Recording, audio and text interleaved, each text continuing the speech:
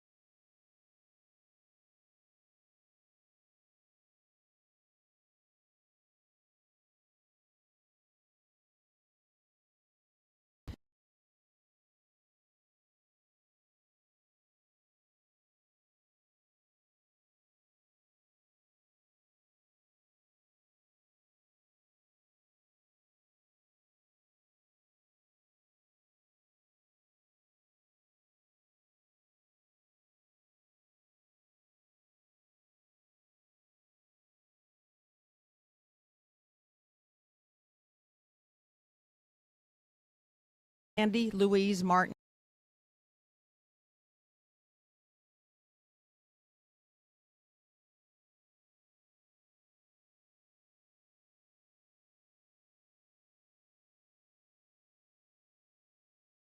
Includes a poem. I have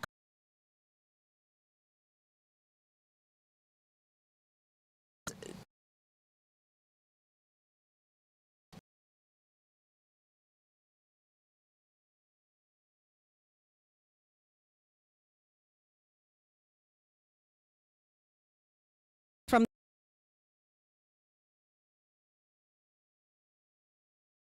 have to write their stories too. First, Jeffrey Collins from the Associated Press.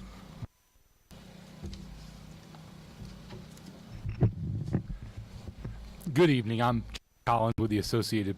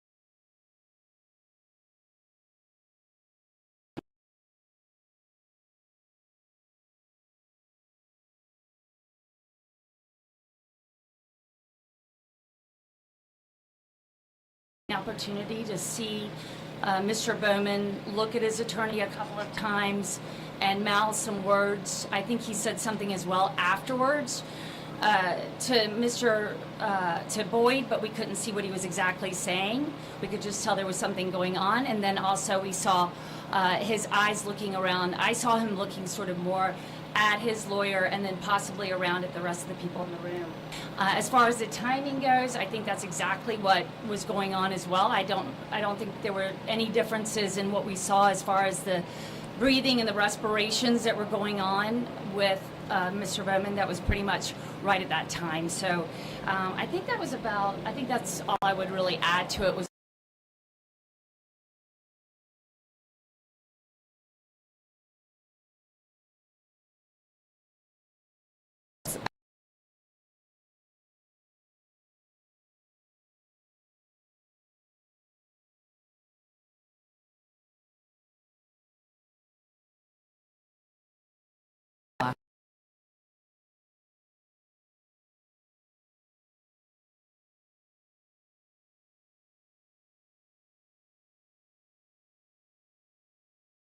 minute.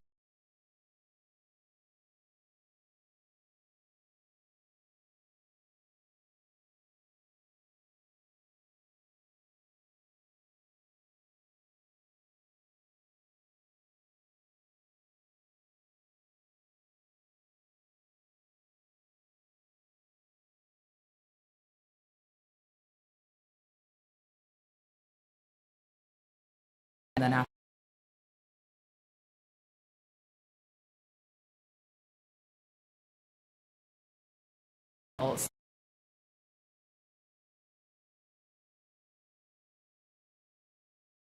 and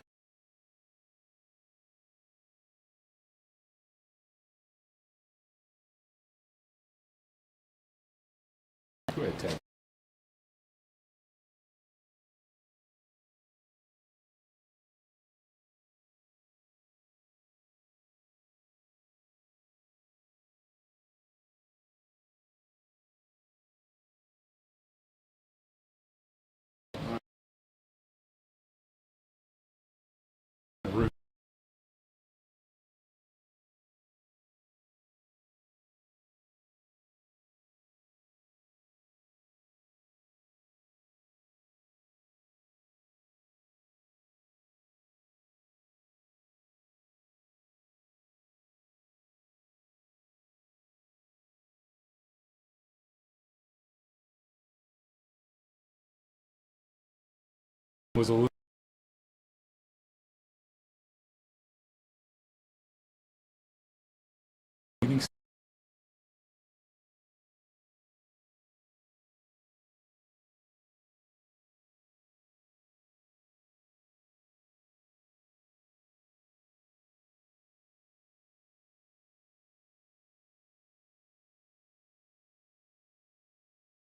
I'll explain it again in case there are folks that hadn't been here before. So the curtain opens and the inmate is laying, his head is here to my right, and his legs are to my left. He's covered with a sheet in a green jumpsuit, and he's also strapped in. There's like almost like a car seat belt system that's strapping him in, and his arms, his fists or his hands are taped. They're out to his side like this, and they're taped down.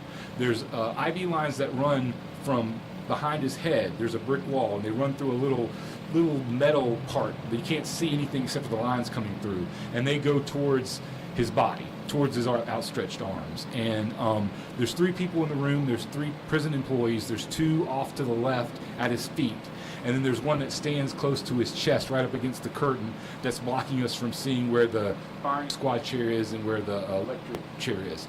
And so that's the setup of the room. And again, like I said, they're covered with a sheet, and so yeah, it was similar to the last time.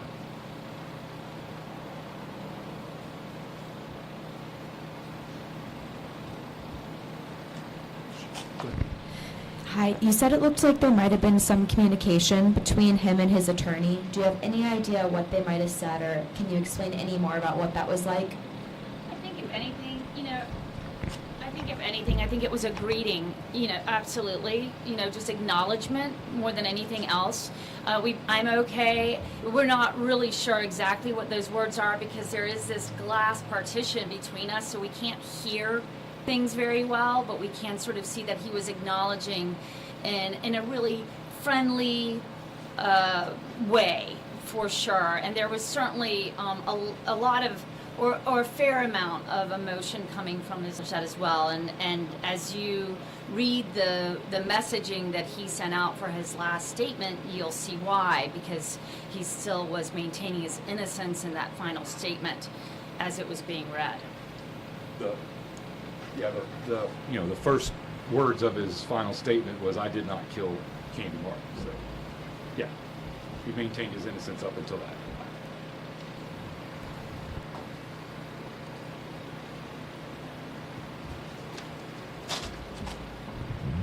Christy, Any other question? Oh, I'm yeah, sorry. this is a question for you. Did you already say his last meal? I did not. That's what I was about to do. Good question. Mr. Bowman's last meal, as requested, was fried seafood, including shrimp, fish, and oysters, chicken wings and chicken tenders, onion rings, banana pudding, German chocolate cake, cranberry juice, and pineapple juice. It was served Wednesday evening at his request. Other questions? So he hasn't eaten since Wednesday? Yeah, oh, yes, but this is his, That was his final meal? yes, right. I mean, yes, he's eaten since Wednesday. Other questions? The press area and building will be open for the next hour and will close after that. So we're asking everyone's patience and finishing your stories.